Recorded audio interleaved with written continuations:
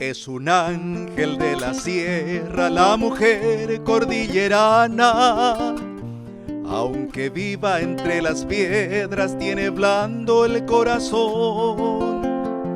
Y su voz muy paraguaya es la música serrana, de sabor aprisionante que contagia el diapasón.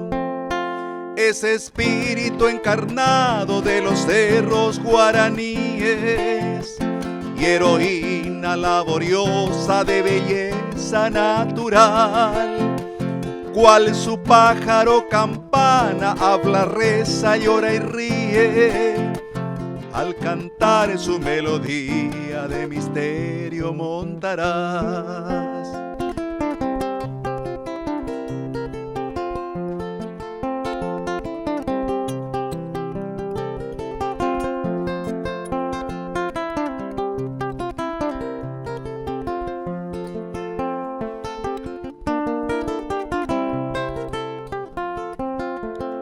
Hija excelsa de mi patria, tan pequeña como grande, descendiente de Guarania, residenta y Caraí.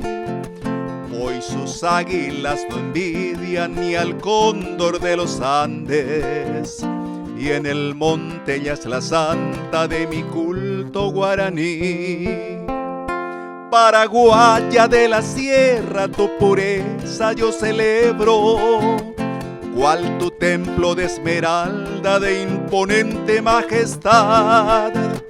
Orográfica doncella, virgen blanca de ojos negros, entre cumbres representas a la diosa libertad.